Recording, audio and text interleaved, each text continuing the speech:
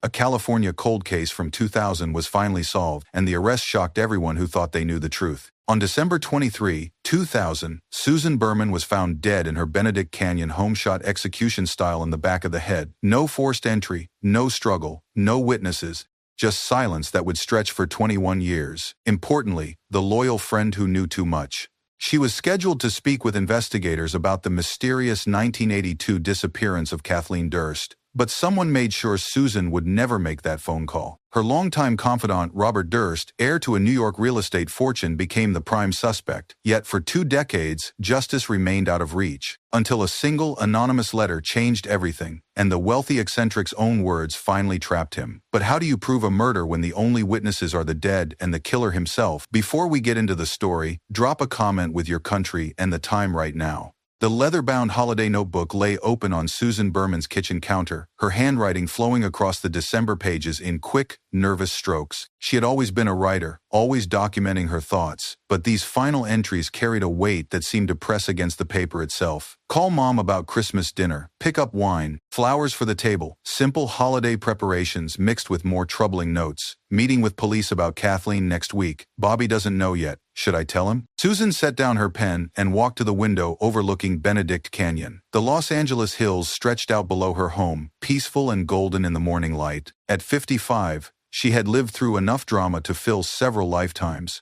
Her father's connections to the Las Vegas underworld, her career as a journalist, exposing corruption, her friendships with the wealthy and powerful. But nothing had prepared her for this moment. The phone call from New York investigators had changed everything. They wanted to know about Kathleen McCormack Durst, the bright young woman who had vanished without a trace in 1982. They wanted to know what Susan knew about her friend Robert's marriage, about the night Kathleen disappeared, about the secrets that had festered in silence for nearly 20 years. Susan touched the phone on the counter. She could call Robert right now, warn him that the past was catching up. That's what loyal friends did, wasn't it?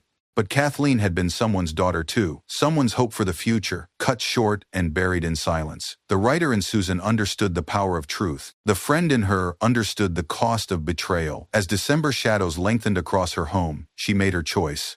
Some stories needed to be told, no matter who got hurt. The unanswered phone rang again and again, echoing through Susan's empty house like a warning that came too late.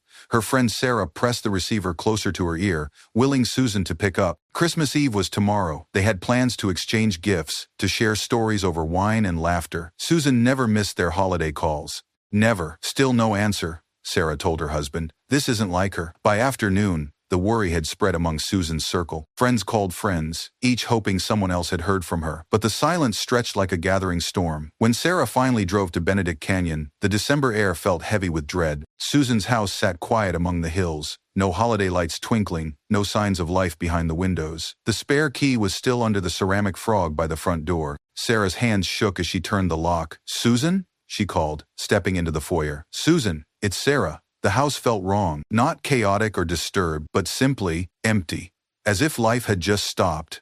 Sarah moved through the rooms, her voice growing smaller with each unanswered call. She found Susan in the bedroom, lying on the floor beside the bed. For one wild moment, Sarah thought her friend might have simply collapsed, might need help, might still be saved. But the dark pool beneath Susan's head told a different story. Sarah's scream cut through the Benedict Canyon silence like a blade. The 911 call recording would later capture every tremor in her voice. "My friend is dead. Oh God, she's dead. There's blood everywhere. Please hurry, please." But help was already 24 hours too late. Susan Berman had been silenced on December 23, 2000, shot once in the back of the head while kneeling beside her own bed. The execution was clean, professional, final. No signs of struggle, no forced entry, no witnesses to the murder that would haunt Los Angeles for the next 2 decades. By evening, Benedict Canyon crawled with investigators, reporters, and the morbidly curious. Crime scene tape fluttered in the California breeze like yellow prayers for justice. Detective Paul Coulter stood in Susan's bedroom, studying the stark black and white photographs his team had just finished taking. 20 years on the force had taught him to read the language of violence, and this scene spoke with chilling clarity. "No struggle," he murmured to his partner. She knew whoever did this. The crime scene photos would become exhibits in a future trial, but for now they simply documented an impossible puzzle. Susan's home showed no signs of forced entry. Her purse sat undisturbed on the kitchen counter, credit cards and cash intact. Nothing stolen, nothing disturbed except for one life snuffed out with surgical precision. "Professional hit?" Detective Rivera suggested, crouching beside the evidence markers. Coulter shook his head. too personal. This is someone who wanted her quiet, not dead for money. Outside, news vans lined the narrow canyon road. Reporters thrust microphones at anyone willing to talk, hungry for details about the murdered daughter of mob figure Davie Berman. The story had everything Los Angeles loved: wealth, mystery, connections to organized crime, and a victim whose own life read like a Hollywood screenplay. Neighbors gathered in small clusters, their holiday celebrations forgotten. This was Benedict Canyon, where celebrities and millionaires paid premium prices for privacy and security. If someone like Susan Berman could be murdered in her own home, what did that say about any of them?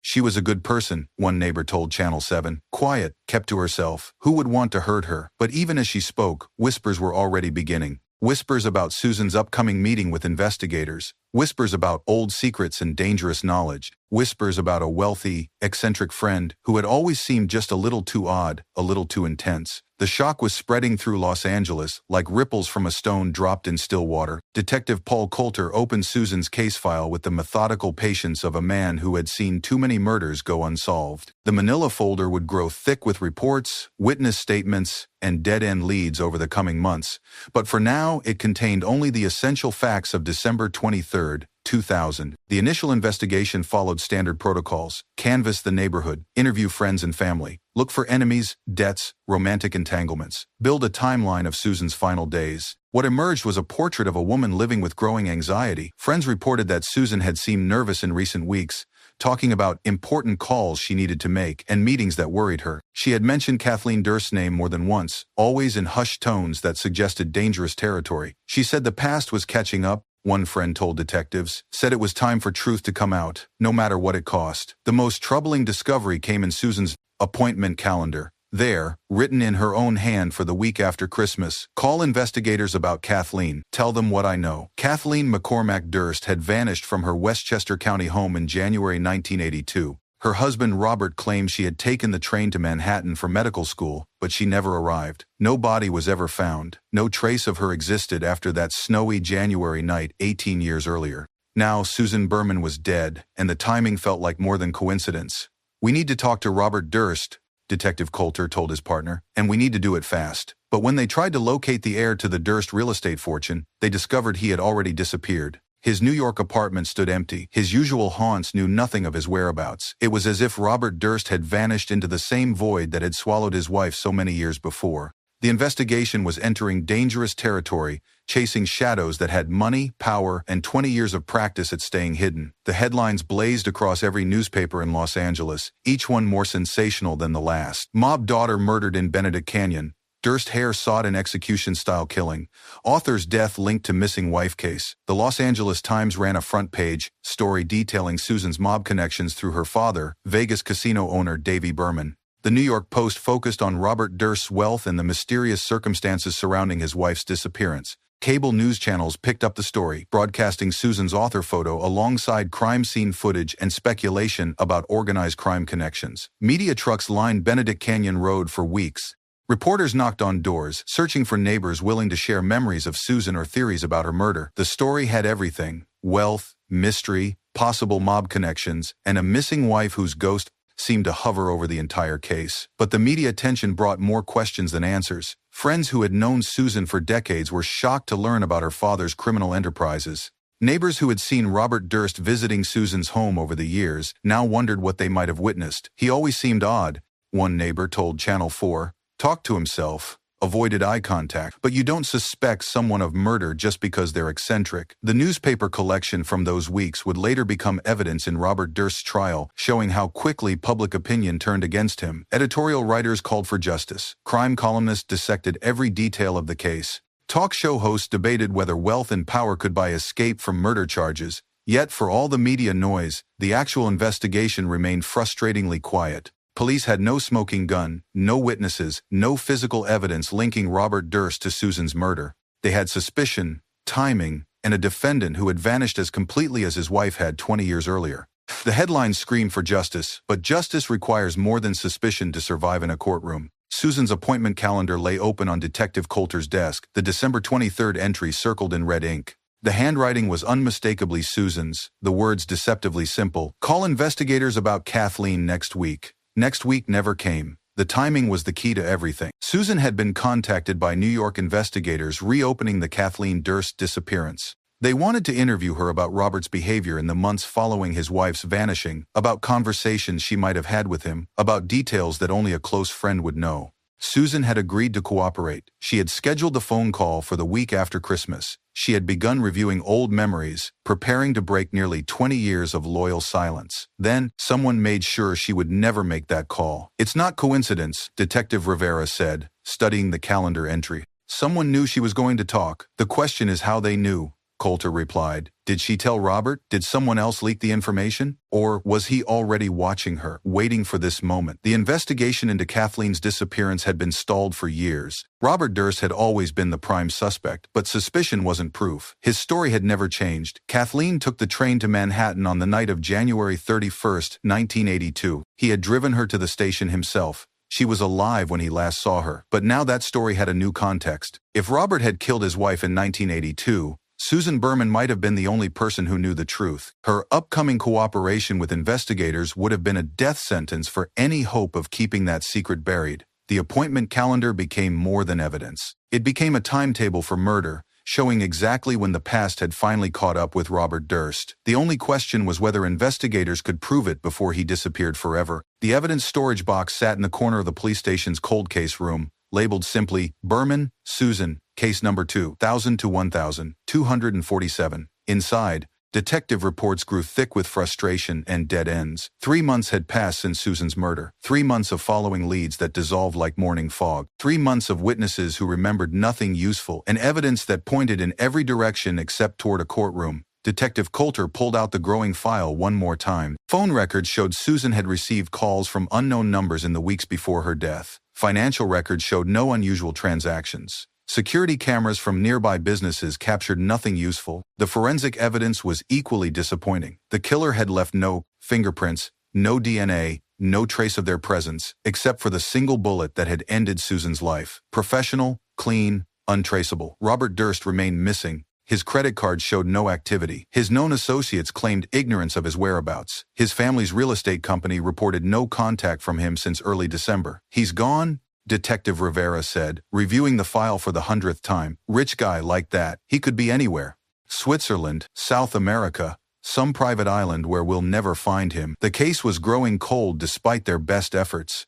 The media attention had faded as news stories captured public interest. Susan's friends stopped calling for updates. The investigation was becoming another unsolved file in a city full of them. But Coulter wasn't ready to give up. Somewhere in the evidence box was the key to Susan's murder. Somewhere in the timeline was the moment when Robert Durst's careful planning had left a crack in his story. The detective picked up the phone to make another call, to ask another question, to follow another lead. Because Susan Berman deserved better than an evidence box gathering dust in a forgotten corner. Justice might be delayed, but it didn't have to be denied. The memorial service for Susan Berman was held at a small chapel in Beverly Hills, far from the media circus that had surrounded her death. Friends and family gathered to remember not the murder victim, but the vibrant woman whose laughter had filled their lives for decades. The printed program contained photos spanning Susan's 55 years. Susan as a young girl with her infamous father. Susan at college, serious and studious. Susan the journalist, fighting for truth in her columns. Susan the author, celebrating her published books.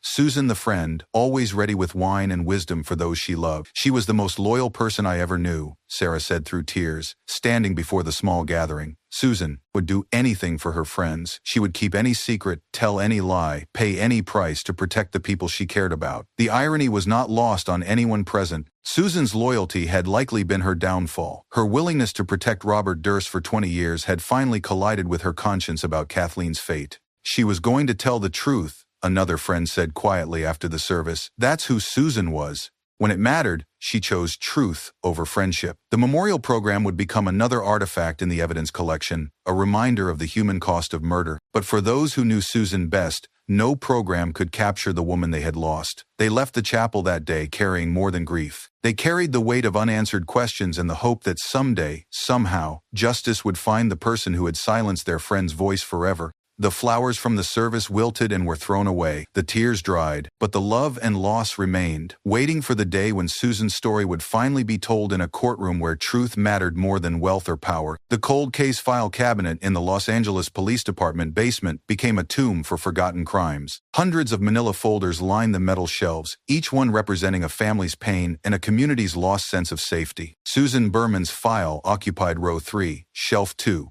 between a gang shooting from 1999 and a domestic violence murder from 2001.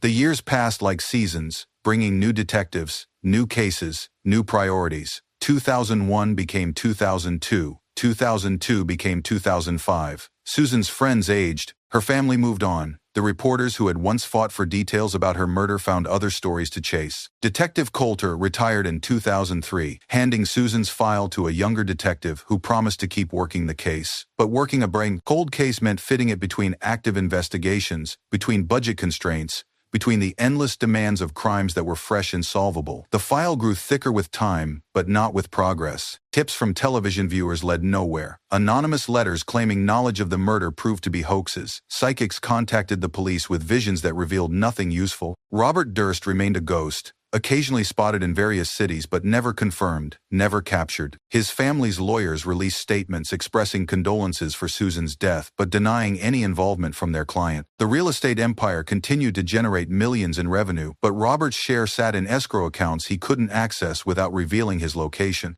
The case had become what detectives feared most, a perfect crime. No witnesses, no physical evidence, no confession. Just a brilliant murder committed by someone wealthy enough and smart enough to disappear completely. But perfect crimes have a weakness that their perpetrators often forget. Time doesn't just allow killers to escape, it also allows new technology, new detectives, and new evidence to emerge from shadows where they've been waiting patiently for their moment. During the years when Susan's case gathered dust, Robert Durst lived like a man pursued by ghosts. Surveillance notes from private investigators hired by various interested parties painted a picture of someone barely maintaining his grip on reality. He was spotted in New Orleans in 2003, living in a cheap apartment under a false name. A grocery store clerk remembered him talking to himself in the aisles, muttering about people who were out to get him. He wore women's clothing sometimes, poorly applied makeup that made him look more disturbed than disguised. In 2005, witnesses reported seeing him in Texas, again using fake identification. Hotel employees remembered his strange habits. He would check out in the middle of the night, leaving money on the dresser and disappearing without explanation. The surveillance notes documented a man slowly disintegrating under the weight of his secrets. Former friends who encountered him described someone who had aged decades in just a few years. His famous family wealth meant nothing when every dollar spent left a trail that might lead investigators to his door. But perhaps the most telling observation came from a private detective who had been tracking Durst for Susan's family. "He acts like a man who knows he's guilty," the investigator wrote. "Not just afraid of being caught, but consumed by what he's done. He talks to himself constantly, having conversations with people who aren't there." The surveillance notes also revealed Durst's obsession with his own case. He read every newspaper article about Susan's murder, collected clippings about the investigation, and seemed to track the progress of law enforcement from the shadows. It was the behavior of someone who couldn't let go, who couldn't simply disappear and start fresh. Robert Durst was trapped by his own need to know whether his perfect crime would remain perfect. That obsession would ultimately prove to be his downfall. Detective Maria Santos was 28 years old when she inherited Susan Berman's case file in 2010. Fresh out of the detective academy, she brought new energy and modern techniques to the decade-old murder. The case review summary she prepared became a roadmap for renewed investigation. Santos started from the beginning, re-interviewing witnesses whose memories might have sharpened with time. She applied new forensic techniques to old evidence, looking for traces that earlier technology might have missed. Every cold case tells you what the killer wants you to know. Her training sergeant had taught her. The secret is finding what they didn't want you to know. Santos focused on the timeline surrounding Susan's murder. Phone records, credit card transactions, airline reservations.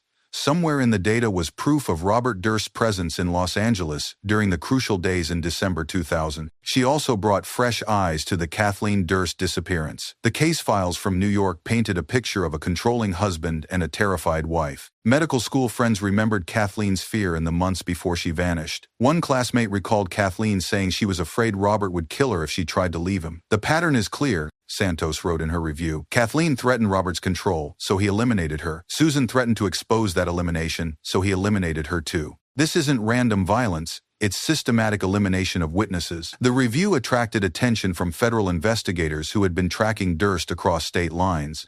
The FBI had resources that local police couldn't match: access to financial records, surveillance technology, and the ability to coordinate searches across multiple jurisdictions. For the first time in a decade, Susan's case had hope. Not just hope for justice, but hope for closure that her friends and family had begun to believe would never come. The documentary contract that Robert Durst signed in 2012 seemed like the ultimate act of arrogance. Why would a man suspected of multiple murders agree to be interviewed on camera about those very crimes? HBO filmmakers Andrew Jarecki and Mark Smerling had convinced Durst that they wanted to tell his side of the story. After years of media coverage that painted him as a killer, here was his chance to set the record straight, to show the world that he was an eccentric millionaire, not a murderer. The Jinx, The Life and Deaths of Robert Durst, would take 3 years to complete. During that time, Durst submitted to extensive interviews, answering questions about his wife's disappearance, his friendship with Susan, and the evidence that seemed to point toward his guilt. The contract itself became evidence of Durst's psychological state. A truly innocent man might welcome the chance to clear his name, but Durst's decision seemed driven by something else: a compulsive need to control his own narrative, to prove that he was smarter than the investigators who had been chasing him for decades. The filmmakers captured hours of footage showing Durst's odd mannerisms, his uncomfortable silences, and his seemingly rehearsed answers to difficult questions. But they also captured something else: moments when his mask slipped, when the careful facade cracked just enough to reveal the darkness underneath. "I killed them all, of course," Durst muttered during what he thought was a private bathroom moment, the microphone still recording his words. The contract that was supposed to rehabilitate his image instead became the instrument of his destruction. After years of successfully hiding from law enforcement, Robert Durst had voluntarily provided investigators with his own confession. The hunter had become the hunted, trapped by his own arrogance and his compulsive need to be the smartest person in the room. The online forums exploded within hours of The Jinx finale, airing in March 2015. Reddit threads, Facebook groups, and Twitter hashtags spread like wildfire as millions of viewers processed what they had just witnessed.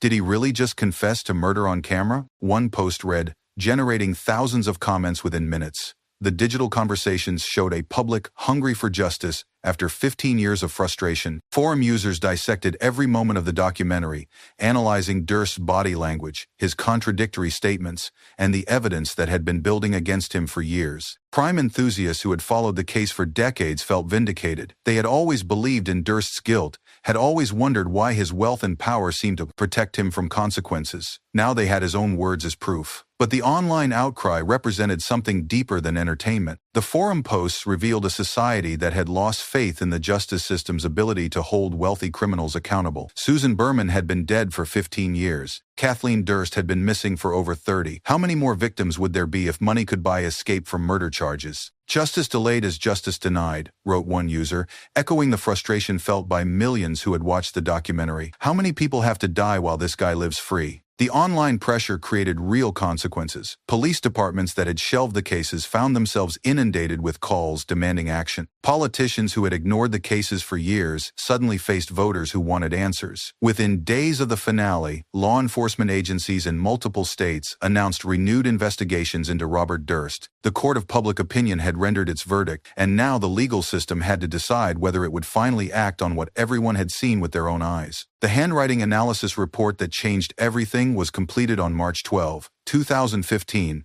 just 3 days before the final episode of The Jinx would air. Forensic document examiner Eric Specht had spent months comparing samples of Robert Durst's known writing with the anonymous letter that had led police to Susan's body. The cadaver letter, as investigators called it, was addressed to Beverly Hills Police with only Susan's address and the single word cadaver written in block letters. It had been mailed shortly after Susan's murder, directing authorities to the crime scene. For 15 years, the letter had been a puzzle. Who would send police to a murder scene? The killer, wanting the body discovered quickly? A witness, afraid to come forward directly? A concerned friend who had discovered the crime? Specht's analysis revealed the truth. The handwriting matched Robert Durst's known samples in multiple points of comparison. The way he formed certain letters, the pressure patterns, the subtle characteristics that make each person's writing unique, they all pointed to the same conclusion. The probability that someone other than Robert Durst wrote the cadaver letter is less than 1 in 1 million, Specht concluded in his report. The letter wasn't just evidence,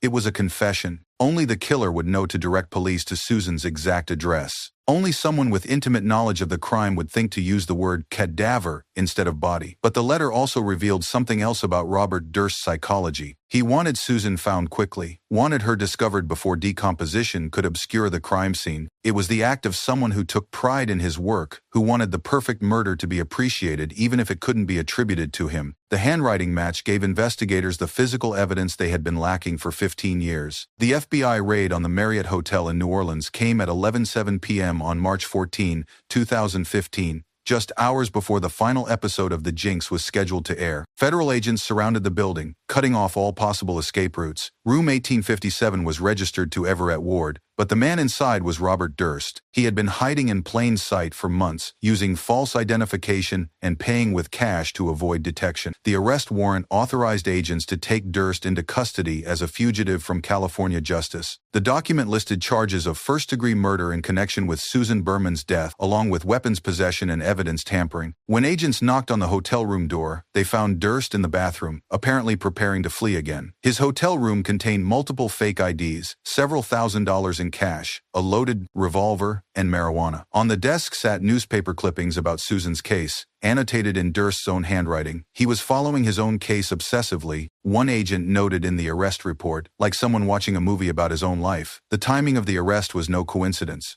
Law enforcement had coordinated with HBO to move against Durst before the final episode aired, before he could see how much evidence had been assembled against him and possibly disappear again. As agents led Durst away in handcuffs, hotel guests lined the hallways, some recognizing the eccentric millionaire from news reports. After 15 years as a fugitive, after decades of evading justice for his wife's disappearance, Robert Durst was finally in custody. The arrest warrant that had taken so long to obtain would now begin the final chapter of Susan Berman's story. Justice had been delayed, but it had not been denied. The prosecution strategy folder that would guide the case against Robert Durst was 3 inches thick by the time his trial began. It contained everything: forensic evidence, witness testimony, documentary footage, and a timeline that stretched across 4 decades of alleged crimes. District Attorney John Lewin had spent 5 years building the case, knowing he would have only one chance to convict a man who had evaded justice for most of his adult life. The strategy was complex because the evidence was largely circumstantial. No one had seen Durst murder Susan. No one had found the gun. No witnesses could place him at the crime scene. But Lewin had something better than eyewitnesses: Durst's own words. The documentary footage showed him lying repeatedly about his relationship with Susan, about his whereabouts during her murder, about evidence that clearly linked him to the crime. The defendant thought he was smarter than everyone else, Lewin wrote in his strategy notes. He thought he could manipulate the filmmakers the same way he had manipulated investigators for decades. Instead, he gave us his confession. The prosecution strategy focused on establishing motive through the Kathleen Durst disappearance. Susan had been scheduled to tell investigators what she knew about Kathleen's fate. That knowledge made her a threat that had to be eliminated. The handwriting analysis of the cadaver letter would be crucial. It was the only physical evidence directly linking Durst to the crime scene. But more than that, it showed consciousness of guilt. Only the killer would know to direct police to Susan's address. The folder also contained victim impact statements from Susan's friends and family. Their testimony would remind the jury that behind all the evidence and legal arguments was a real person whose life had been stolen by someone she trusted. Word count: 325. The court docket for people Robert Durst was filed on March 17, 2020, nearly 20 years after Susan Berman's murder. The legal document marked the beginning of proceedings that would finally give voice to Susan's story in the place where truth was supposed to matter most. Judge Mark Wyndham would preside over the trial, which was expected to last several months. The docket listed hundreds of potential pieces of evidence, dozens of witnesses, and complex legal motions that had been debated for years. The trial had been delayed multiple times. COVID-19 pandemic restrictions, Durst's health issues, and legal challenges to evidence had pushed the start date back repeatedly. But finally, Susan's day in court had arrived. The media attention was unprecedented. Court TV planned gavel-to-gavel coverage. Major networks assigned their top legal correspondents. International journalists requested press credentials. The case had become more than a murder trial. It was a referendum on whether wealth and power could ultimately protect someone from the consequences of their actions. For Susan's friends, the court docket represented hope they had carried for 2 decades. Sarah, who had found Susan's body, would finally have the chance to testify about her friend's fear in the weeks before her death. Other friends would describe Susan's anxiety about cooperating with investigators, her struggle between loyalty to Robert and justice for Kathleen. The docket also listed Robert Durst as defendant, the first time his name had appeared on official court documents in connection with Susan's murder. After 20 years as a fugitive and suspect, he was finally facing the justice system as an accused killer. The legal process was just beginning, but for those who had never stopped believing in Susan's importance, the court docket was a promise that her voice would finally be heard. The witness testimony transcripts from Robert Durst's trial read like a collection of love letters to a dead friend. Susan's friends took the stand one by one, each painting a picture of a woman whose loyalty had been both her greatest virtue and her fatal flaw. "Susan was the most fiercely loyal person I ever knew," testified longtime friend Stuart Altman. "If you were Susan's friend, she would go to the ends of the earth for you. She would keep your secrets, cover for your mistakes, and never, ever betray your trust." That loyalty had extended to Robert Durst for over 20 years. Friends testified about Susan's visits to New York, her phone calls from Robert at all hours, her willingness to provide him with alibis and emotional support whenever he needed it. "She called him poor Bobby," another friend testified. "She always talked about how misunderstood he was, how people judged him because of his family's money and his odd behavior. She genuinely believed he was a good person who had been dealt a bad hand." But the testimony also revealed the gradual erosion of that loyalty. In the months before her death, friends noticed Susan becoming increasingly nervous when Robert's name came up. She began asking questions about Kathleen's disappearance, wondering aloud whether her loyalty to Robert had come at too high a cost. "The last time I saw Susan, she said something that chilled me," testified her friend Kim Langford. "What if I've been protecting a monster all these years?" Those were her exact words. The courtroom was silent as friend after friend described Susan's growing realization that her 20-year friendship with Robert Durst had been built on a foundation of lies. Her decision to cooperate with investigators hadn't been betrayal. It had been the ultimate act of courage. The handwriting analysis report that sealed Robert Durst's fate was presented to the jury with scientific precision. FBI document examiner Eric Speck took the stand with enlarged photographs showing the comparison between Durst's known writing samples and the anonymous cadaver letter. "Ladies and gentlemen of the jury," prosecutor John Lewin began, "you're about to see how Robert Durst signed his own confession to murder." Speck explained his methodology with the patience of a teacher. He pointed out the distinctive way Durst formed his capital letters, the pressure patterns that showed how he held his pen, the subtle characteristics that make each person's handwriting as unique as their fingerprints. The letter itself was damning evidence. Posted from a Beverly Hills mailbox shortly after Susan's murder, it contained only Susan's address and the word cadaver written in block letters. The envelope was addressed to Beverly Hills Police in the same handwriting. "Why would someone direct police to a murder scene?" Specht asked rhetorically. "Only two types of people would have this knowledge: a witness to the crime or the person who committed it." The comparison charts showed point after point of correspondence. The way Durst formed the letter B in Beverly, the distinctive loop in his capital P, the spacing and pressure patterns that remained consistent across all his writing samples. "In my fast professional opinion," Specht concluded, "Robert Durst wrote this letter.